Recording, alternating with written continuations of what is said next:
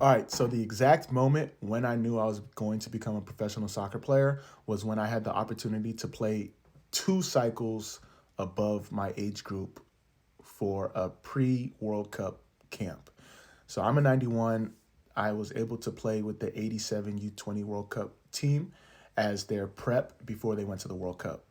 I was in residency at the time. I wasn't on the first team, so the first team was overseas somewhere for their own pre-training camp, and I had the opportunity to fill in along with my boy Kofi and Trey Perry. We got to play a half, and this '87 U20 team is still probably one of the best U20 U.S. men's national teams to come out the last 30 years. It had Michael Bradley, Danny Satella, Josie Altidore, Afori Sakodi, Sal Zizzo, Dax McCarthy. Johan Smith. Like the team was stacked. They ended up going all the way to the quarters in that U20 World Cup and then lost to Uruguay, I think. And Uruguay, it was like with Edson Cavani, all that. So the team was stacked. And I got to play a half with them. It was me. Anthony Wallace was on the team. Mookie. Like these are guys. If you know soccer, you know all these names. Like literally 98% of their roster. Nathan Sturgis. Like 98% of their roster went pro and went on to have long careers.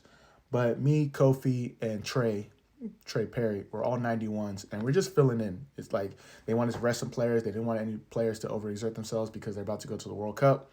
So I got to play a half, and we played against Australia or New Zealand. I don't know who it was, but we got to play, and I balled out. And it was to the point where after I was done, they were all like, "Yo, good stuff," blah blah blah. They were like, "Yo, how old are you?" I was like, "Yo, I'm a 91." They were like, "Wait, what? Like, you're four? You're like, oh, you're only 15? How come you're not?" So like that was the turning point. There was many turning points in my career, but that was like the confirmation that I needed, or that I knew that I could make it. And eventually, I didn't make it. Obviously, there's peaks and valleys in anyone's career, but I feel like that was the like moment where everything clicked, and I was like, oh yeah, these guys. I didn't even mention Freddie Adu was on that squad, but it was at that moment where I got the backing of these players 2 cycles above me that were about to go to the World Cup and represent the U.S. national team at the U20 level. And I got to play with them for a half. Me, Kofi, Trey, and lo and behold, like me, Kofi, and Trey ended up all going pro. I know residency was a big part of that. Our work ethic was a big part of that as well. But